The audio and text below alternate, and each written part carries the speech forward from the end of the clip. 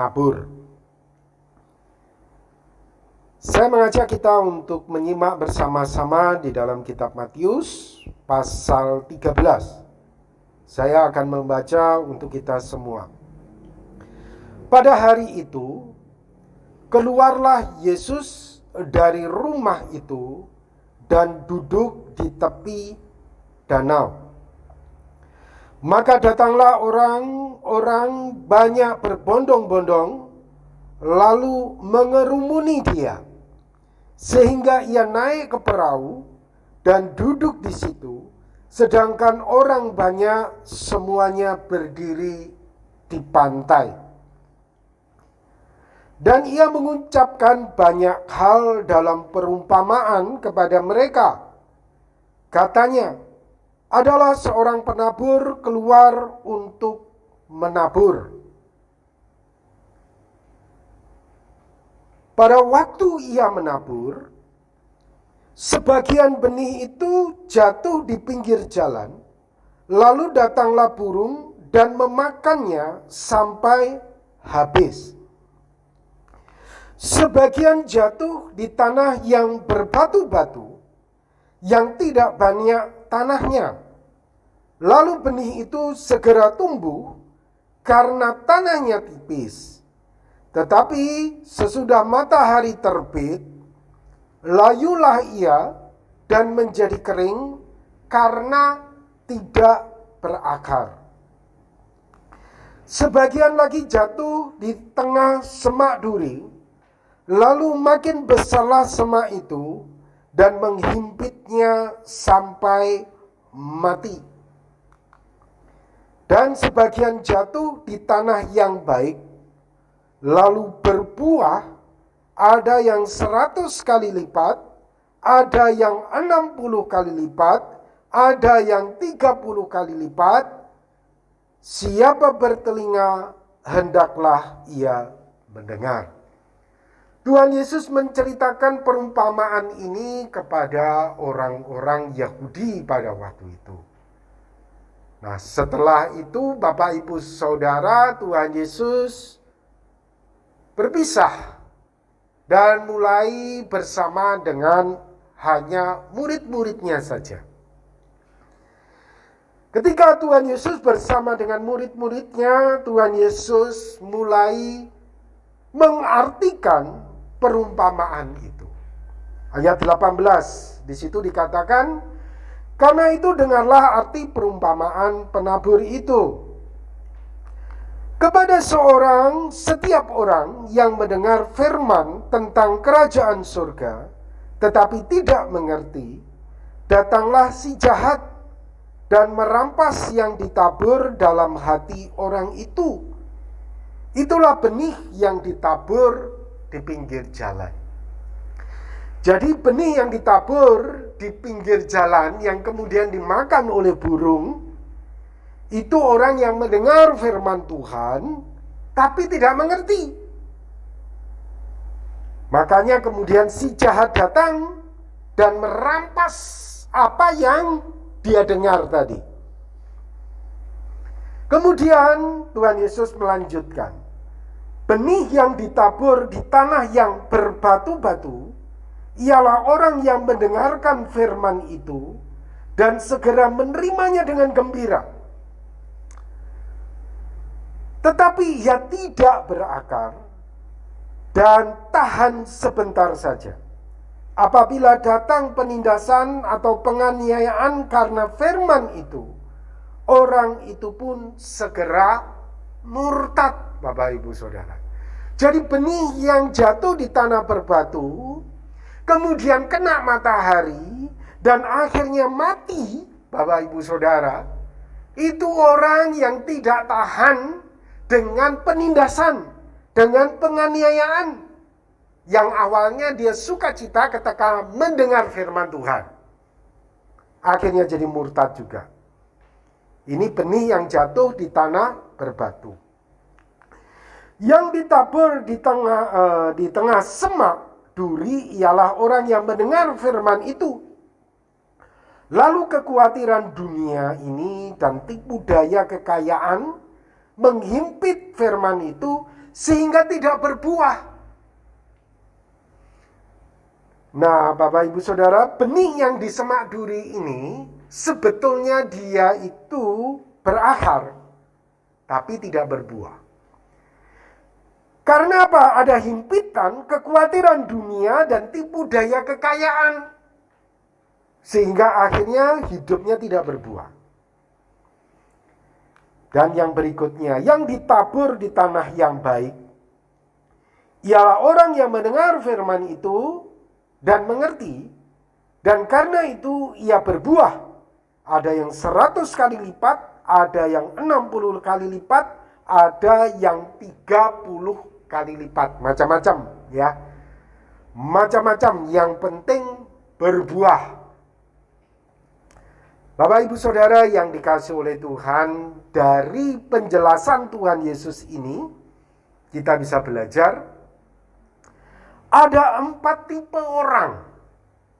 Kira-kira kita ini termasuk tipe yang mana? Tentunya kita berharap tipe tanah yang baik. Saya katakan ada 4 tipe orang, Bapak Ibu Saudara. Tipe yang pertama, saya katakan sebagai orang bebal. Mendengar firman Tuhan, tapi tidak mengerti. Tapi mendengar, tapi tidak ngerti. Itu saya katakan tipe bebal. Orang yang kedua adalah orang manja. Mendengar firman Tuhan, mengerti, penuh dengan damai, penuh dengan sukacita, penuh dengan bersemangat, tapi tidak berakar. Tipe yang ketiga adalah orang matre. Mendengar, mengerti, berakar, saudara. Sebetulnya berakar, tapi tidak berbuah. Orang yang keempat, orang benar. Mendengar, mengerti, berakar, kemudian berbuah. Ada yang 100, ada yang 60, ada yang 30. Nah, sekarang kita akan lihat bersama-sama 4 macam tipe orang ini. Yang pertama adalah orang bebal. Orang bebal itu mendengar, saudara, ya, mendengar tapi nggak ngerti. Sebetulnya kalau kita perhatikan, Bapak Ibu Saudara, di dalam konteks Tuhan Yesus berbicara ini, Tuhan Yesus sedang berbicara tentang orang Yahudi yang dia tegur. Dan orang Yahudi itulah sebetulnya, saudara, yang dimaksud oleh Tuhan Yesus sebagai orang yang bebal. Kita bisa lihat itu dalam perikop yang sama yang dijelaskan oleh Tuhan Yesus, bahwa orang-orang Yahudi itu adalah orang yang bebal, mendengar, tapi tidak ngerti. Nah, ayat 13, saudara. Di situ Tuhan Yesus berkata, itulah sebabnya aku berkata-kata dalam perumpamaan kepada mereka, kepada orang-orang Yahudi ini, ahli Taurat, ahli Farisi. Karena sekalipun melihat, mereka tidak melihat, dan sekalipun mendengar, mereka tidak mendengar dan tidak mengerti. Maka pada mereka genaplah nubuat Yesaya yang berbunyi, kamu akan mendengar dan mendengar, namun tidak mengerti. Kamu akan melihat dan melihat, namun tidak menanggap. Sebetulnya Tuhan Yesus sedang menunjukkan kepada murid-muridnya, ini loh. Orang bebal itu orang-orang seperti Farisi, seperti ahli Taurat. Ada apa dengan bangsa Yahudi? Sehingga mereka masuk golongan orang bebal ini tadi. Ada apa sebetulnya? Tuhan Yesus menjelaskan kenapa mereka ini bebal. Ayat 15. Sebab hati bangsa ini telah menebal. Jadi hatinya itu sudah menebal. Hatinya itu tumpul, Bapak Ibu Saudara. Telinganya berat mendengar, matanya melekat tertutup, supaya jangan mereka melihat dengan matanya dan mendengar dengan telinganya dan mengerti dengan hatinya lalu berbalik sehingga aku menyembuhkan mereka. Saudara, ini dimulai, Tuhan itu jengkel kepada mereka dimulai dari hati bangsa ini itu sudah menebal. Hatinya itu tumpul, Bapak Ibu Saudara. Nah, hati bebal, hati tumpul, seperti apa yang dialami oleh bangsa Yahudi ini? Nah, Tuhan Yesus menjelaskan pada ayat ini, Saudara. 15, 8-9. Bangsa ini memuliakan aku dengan bibirnya, padahal hatinya jauh daripadaku. Jadi, hati bebal seperti ini perilakunya. Memuliakan Tuhan, tapi hatinya itu jauh. Percuma mereka beribadah kepadaku, sedangkan ajaran yang mereka ajarkan ialah perintah manusia. Jadi mereka memuji Tuhan, tetapi sebetulnya mereka sedang menuruti hawa nafsu manusianya. Dari sini, Bapak Ibu Saudara, kita bisa melihat hati bebal itu adalah tidak tunduk kepada Allah, tapi tunduk kepada hawa nafsunya sendiri. Alias, semau gue, semau sendiri. Itu hati bebal, Saudara. Semau gue, semau sendiri. Nah, ini orang Yahudi, Bapak Ibu Saudara. Sehingga kita seringkali juga mendapati Tuhan Yesus menegur mereka sebagai bangsa yang tegar tengkuk, keras kepala. Karena semau gue, tidak tunduk kepada Allah, tapi tunduk kepada hawa nafsunya sendiri. Nah, kita akan melihat bagaimana kualitas ibadah orang yang hatinya itu semau gue. Hatinya itu menjauh dari Tuhan. Kita akan lihat itu di dalam Matius 6. Tuhan Yesus menjelaskannya itu secara gamblang. Bagaimana kualitas ibadah orang bebal. Yang pertama, Bapak Ibu Saudara. Ini kualitas orang bebal, ya. Bersedekah, kata Tuhan Yesus, supaya dipuji orang, bukan Tuhan. Nah, itu. Jadi bersedekah bukan fokus pada Tuhan, tetapi supaya dipuji orang. Kira-kira kalau tidak dipuji orang, kasih sedekah enggak, Saudara? Pasti enggak. Karena enggak ada yang muji. Jadi nampaknya bersedekah, tapi tujuannya apa? Dipuji orang. Itu kualitas orang bebal. Berdoa, kata Tuhan Yesus. Tujuannya apa? Supaya dipuji itu orang, bukan Tuhan. Jadi saya katakan Bapak Ibu Saudara, kalau tidak ada yang memuji, kalau tidak ada yang melihat, berdoa ada dia? Tidak berdoa pasti. Yang ketiga, kualitas ibadahnya, berpuasa. Tuhan Yesus bilang apa? Supaya dipuji orang, bukan Tuhan. Jadi Bapak Ibu Saudara, kalau tidak ada yang memuji, kalau tidak ada yang melihat, kira-kira berpuasa enggak orang ini? Pasti tidak berpuasa. Nah, ini adalah kualitas ibadah orang bebal, Saudara. Jadi ketika bangsa Yahudi beribadah, fokus hatinya itu sebetulnya pada dirinya sendiri, bukan pada Tuhan. Ini kualitas ibadah dari orang bebal. Ini seperti benih tadi yang ditabur di tepi jalan. Kemudian burung datang, ambil itu benih-benih. Ini kualitas ibadahnya seperti ini, Saudara. Bersedekah untuk dipuji, berdoa untuk dipuji, berpuasa untuk dipuji. Kalau tidak ada pujian, bersedekah, berdoa, berpuasa ya pasti tidak akan dilakukan. Karena memang fokusnya bukan Tuhan. Fokusnya adalah dirinya sendiri. Nah, ini orang yang pertama. Orang yang kedua, saya sebut Bapak Ibu Saudara sebagai orang manja. mendengar firman Tuhan, mengerti, tapi tidak berakar, yaitu benih yang jatuh di tanah berbatu-batu. Mendengar firman Tuhan itu senang. Wow, firman Tuhannya indah ya. Janji-janji Tuhan itu luar biasa ya. Oh, aku mau itu ya, hidup diberkati, mengalami mujizat, mengalami pertolongan ya. Sukacita, nyanyinya luar biasa, paling kenceng begitu ya saudara ya. Tapi saudara, tidak berakar. Ini orang manja. Tidak berakar apa? Begitu matahari terbit, benihnya itu kena panas, mati dia, saudara. Karena tidak berakar. Begitu tantangan itu datang, penganiayaan, penderitaan itu datang, kecil hatinya.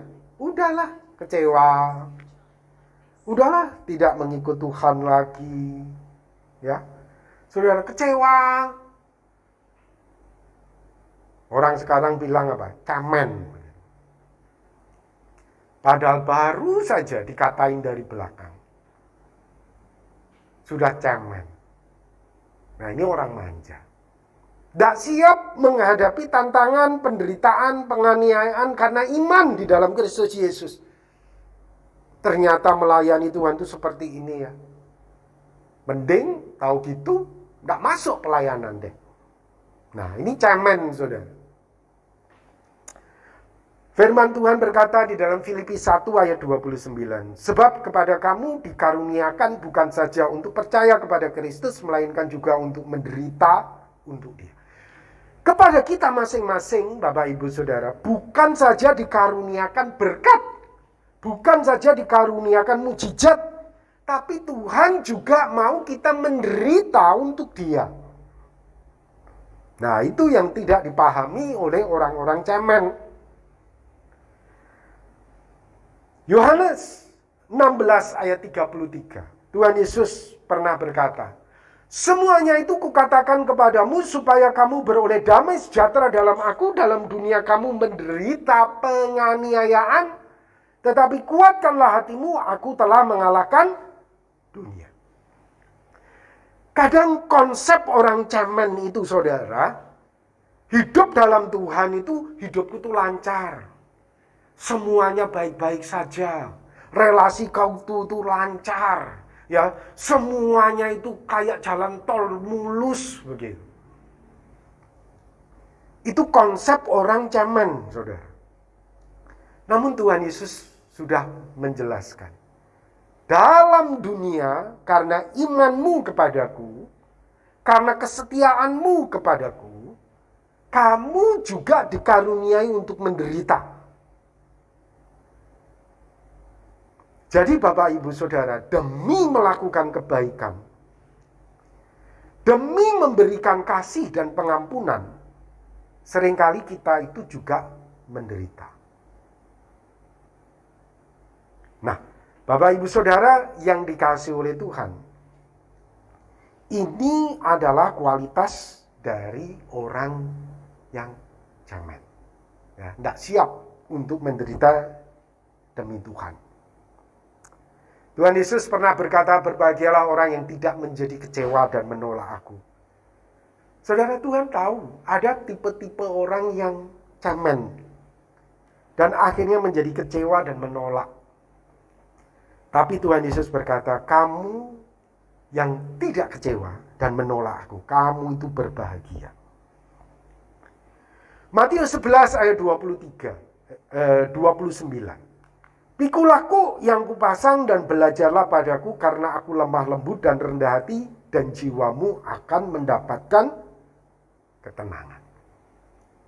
Nah, sekarang kita akan melihat Bapak Ibu Saudara. Kualitas ibadah orang manja itu gimana sih? Kualitas ibadah orang cemen itu gimana sih? Karena mereka juga beribadah, saudara. Mereka mendengar firman Tuhan. Mereka dipenuhi dengan sukacita ketika mendengar firman Tuhan. Tapi mereka tidak berakar. Mereka tidak siap untuk menderita demi Kristus. Nah, kualitas ibadah mereka itu seperti apa sih sebetulnya? Kualitas ibadah mereka itu seperti ini, Bapak Ibu Saudara. Kolose 2 ayat 23. Peraturan-peraturan ini walaupun nampaknya penuh hikmat, dengan ibadah buatan sendiri seperti merendahkan diri, menyiksa diri, tidak ada gunanya selain untuk memuaskan hidup duniawi. Jadi sebetulnya saudara, dia itu beribadah itu ibadah untuk memuaskan hidup duniawi. J.I. Packer, dia berkata, orang-orang Kristen yang sedang mandi air panas, begitu. Jadi dia seperti orang ya, kita mandi air panas begitu ya, menikmati begitu ya. Kalau ibadah itu cuma menikmati dirinya sendiri begitu. Nah, itu kualitas ibadah orang cemen, Saudara. Istilahnya itu cuma cari senengnya sendiri. Cuma memuaskan hawa nafsunya sendiri. Tapi nampaknya beribadah. Nampaknya berdoa. Nampaknya berpuasa. Nampaknya bersedekah. Tapi sebetulnya hanya memuaskan hidup duniawinya. Nah, itu saudara, kualitas ibadah orang manja. Sekarang yang ketiga. Saya sebut tipe orang yang ketiga ini adalah orang matre, saudara. Ya, mendengar firman Tuhan, mengerti firman Tuhan, berakar, saudara, masuk akarnya ke dalam tanah, tapi tidak berbuah. Ini benih yang jatuh di tanah semak duri, saudara, tapi tidak berbuah. Dia mulai tumbuh, saudara, tapi karena semak duri diikat semuanya sama duri-duri ini, akhirnya mati juga, saudara. Tidak berbuah. Tuhan Yesus menyebut orang-orang yang ikut kepada dia, yang mengikut orang-orang Yahudi, itu tuh tidak semuanya betul-betul mencari kebenaran. Tuhan Yesus pernah berkata kepada murid-muridnya tentang orang-orang Yahudi yang selalu ikut-ikut sama dia. Nampaknya beribadah, nampaknya berdoa, nampaknya berpuasa. Tapi Yesus berkata tentang mereka. Yohanes 6 ayat 26. Yesus menjawab mereka, aku berkata kepadamu, sesungguhnya kamu mencari aku, bukan karena kamu telah melihat tanda-tanda, melainkan karena kamu telah makan roti dan kamu kenyang. Jadi ikut Tuhan itu ada motifnya. Motifnya apa? Dapat roti pada waktu itu. Yesus ini kan selalu kasihan, Bapak Ibu Saudara. Peristiwa memberi makan 5.000 orang, ya, itu tentunya sebuah mukjizat yang luar biasa. Tetapi saudara, orang-orang itu salah mengerti. Tidak betul-betul bisa mengenal sosok kebenaran di dalam diri Yesus. Justru apa? Wah, aku dapat roti nih, aku dapat kenyang nih. Saudara, apa motifmu itu berbakti sama Tuhan? Engkau betul-betul belajar untuk mencintai sosok Tuhannya itu? Atau engkau berharap Tuhan itu memberkati kamu? Memang kita selalu pengen diberkati ya Bapak Ibu Saudara. Tetapi yang Tuhan inginkan, ibadah kita itu tingkatan tinggi. Bukan hanya sebatas matre. Bukan karena Tuhan, aku bersetia ya, berkati kerjaanku, berkati iniku, berkati iniku, berkati ituku. Saudara, ini adalah ibadah yang belum yang sampai yang Tuhan inginkan. Jadi Tuhan Yesus menegur mereka ini karena motifnya, saudara. Tidak betul-betul belajar mencintai sosok Tuhan. Saudara, tentunya saudara pernah melihat ya sebuah acara di YouTube atau televisi untuk menguji orang-orang yang matre gitu. Ya. Saya pernah menyaksikan juga ya. Sebetulnya saya tidak setuju juga dengan acara itu karena tampaknya memperlakukan secara tidak adil atau melecehkan perempuan ya, perempuan matre gitu ya. Ingin menunjukkan dalam tayangan YouTube-nya ini loh cewek matre. Tapi pada realitanya saudara, ada memang tipe-tipe seperti ini. Cewek matre, cowok matre begitu ya. Nampaknya menunjukkan cinta begitu ya. Tapi begitu sampai pada titik tertentu orang itu tidak memberikan materi, ditinggal. Istilahnya kalau kita sering dengar, ada uang abang disayang, tidak ada uang abang dibuang. Saudara, ini sebuah realita. Kita mendekatkan diri kepada Tuhan, dekat gitu ya. Ya percuma aku. Tuhan juga tidak memberkati hidupku. Bisnisku juga masih tetap seperti ini. Jadi kita tidak mencintai sosoknya, tapi kita mencintai matreknya ini tadi. Saudara, ini kualitas orang benih yang jatuh di tanah berduri. Saudara, Simon di Samaria, dikisahkan dia melihat mujizat Tuhan, dia mendengar firman Tuhan, dia percaya, saudara. Dia dulu adalah orang kafir yang melakukan sulap untuk mendapatkan uang. Kemudian dia bertobat, dia memberikan diri dibaptis, saudara. Dia percaya, penuh dengan sukacita. Nah, kemudian Simon ini melihat pemberian Roh Kudus terjadi karena rasul-rasul menumpangkan tangan itu. Dan dia berharap dia juga bisa mendapatkan karunia Roh Kudus yang spektakuler itu. Kemudian saudara, ia menawarkan uang kepada rasul-rasul itu. Tetapi Petrus berkata kepadanya, "Binasalah kiranya uangmu itu bersama dengan kau karena engkau menyangka bahwa engkau dapat membeli karunia Allah dengan uang. Tidak ada bagian atau hakmu dalam perkara ini sebab hatimu tidak lurus di hadapan Allah. Jadi bertobatlah dari kejahatanmu ini dan berdoalah kepada Tuhan supaya ia mengampuni niat hatimu ini. Sebab kulihat bahwa hatimu telah seperti empedu yang baik dan terjerat dalam kejahatan." Jadi saudara, Simon ini awalnya seorang tukang sulap yang mendapatkan uang dari permainan sulapnya. Dia mendengar firman Tuhan, dia bertobat. Dia memberikan dirinya dibaptis. Tapi saudara, dia tetap matre. Dia pikir dia ikut Tuhan, semuanya diukur dari ukuran harta. Nah, saudara, kualitas ibadah orang matre itu seperti apa sih? Ya saudara tahu, semuanya diukur dari berkat, semuanya diukur dari harta. Itu kualitas orang matre di dalam ibadahnya. Dan Tuhan tidak berkenan, Bapak Ibu Saudara, dengan kualitas ibadah seperti ini.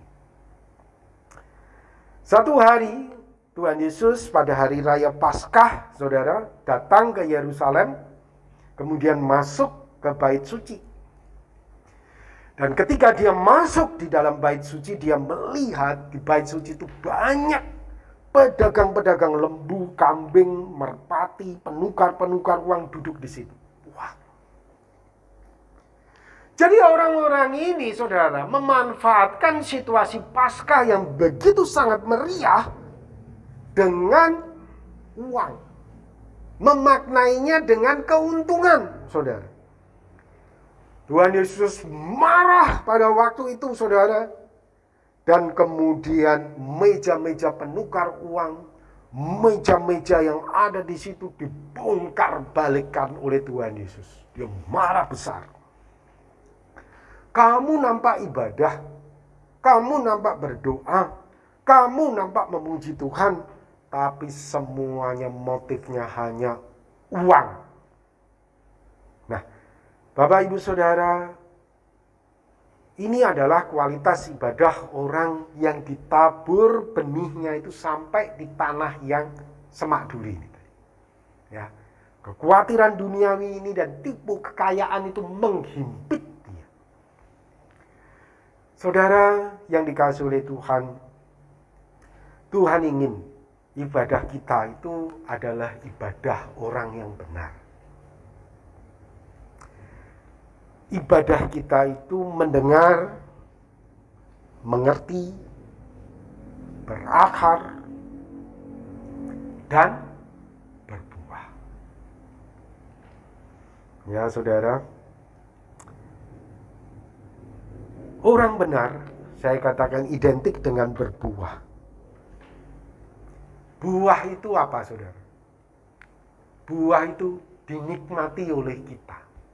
Siapa yang menikmati buah itu? Bukan pohonnya, kita yang menikmati. Jadi pohonnya itu saudara memberi mangga buat kita, memberi pepaya buat kita, memberi jeruk, memberi apel. Sedangkan apelnya sendiri, pohon apelnya itu tidak bisa menikmati apelnya saudara. Saudara, ibadah orang benar itu adalah ibadah yang berbuah. Bukan hanya mendengar, bukan hanya mengerti, bukan hanya berakar, tapi memberi buah. Tuhan Yesus pernah berkata, kamu adalah garam dunia. Memberi rasa. Kamu adalah terang dunia. Memberi cahaya. Jangan dibalik saudara, bukan menerima rasa, bukan menerima cahaya, tapi kamunya itu loh, yang berbuah itu memberi rasa, memberi cahaya. Dan Tuhan Yesus berkata, demikianlah hendaknya terangmu bercahaya di depan orang yang dapat manfaat, supaya mereka melihat perbuatanmu yang baik dan memuliakan Bapamu yang di surga. Jadi Bapak Ibu Saudara, orang-orang di sekitar kita. Jadi ibadah orang benar itu Bapak Ibu Saudara identik dengan memberi buah. Mari Bapak Ibu Saudara yang dikasihi oleh Tuhan, Tuhan sudah memberi kepada kita. Mari kita belajar untuk memberi apa yang Tuhan beri kepada kita itu kepada sesama kita. Memberi, saudara. Nah, kualitas ibadah orang benar itu seperti apa, saudara? Nah, kok macet ya? Baterainya udah habis ini, Pak. Bisa tolong ya? Kualitas ibadah orang benar itu seperti apa? Ibadah dengan motif pada Tuhan, bukan diri sendiri. Jadi motifnya itu Tuhan. Kalau memberi sedekah itu saudara, sedekah untuk Tuhan. Berdoa pada Tuhan, walaupun tidak ada pujian. Berpuasa pada Tuhan, walaupun tidak ada pujian, bukan diri sendiri. Kualitas ibadah orang benar itu ibadah yang rela memikul salib. Bukan untuk memuaskan hawa nafsu, saudara. Tuhan, kalau ini memang salib yang aku harus tanggung, tolong beri kekuatan kepadaku untuk aku mampu menanggungnya kalau memang ini adalah salib yang aku harus tanggung. Bukan justru, ya tahu begini, masuk dalam pelayanan, banyak tantangan, menjadi kecewa, ya buat apa? Saudara, ibadah orang benar bukannya seperti itu, tetapi Tuhan kalau ini memang adalah salib yang harus aku pikul, Aku mau pikul ini, dan tolong aku untuk aku mampu menanggungnya. Sekali lagi saudara ya, ibadah orang cemen itu hanya memuaskan hawa nafsu. Nampaknya ibadah, nampaknya puasa, tapi sebetulnya apa saudara? Cuma memuaskan hawa nafsu. Kalau hawa nafsunya tidak terpuaskan bagaimana? Dia beribadah tidak pasti. Dia pasti tidak akan berpuasa, dia pasti tidak akan berdoa, karena hawa nafsunya tidak terpuaskan. Dan yang ketiga, ibadah orang benar itu identik dengan memberi. Memberi rasa, memberi cahaya. Hidup itu tuh berbagi.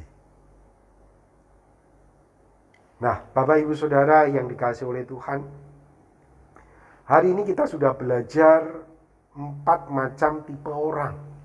Ya. Kira-kira Bapak Ibu Saudara dari tipe-tipe ini kita masuk golongan yang mana? Nah, ini Bapak Ibu Saudara. Mati. Nah.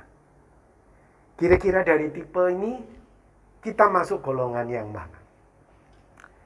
Masuk golongan orang bebal? Dijauhkanlah ini kiranya dari kita. Ya. Jadi semaunya sendiri. Dengar sih, dengar. Tapi hati itu nggak mau tunduk, merasa dirinya paling bijak, itu biasanya orang bebal itu gitu. Ya.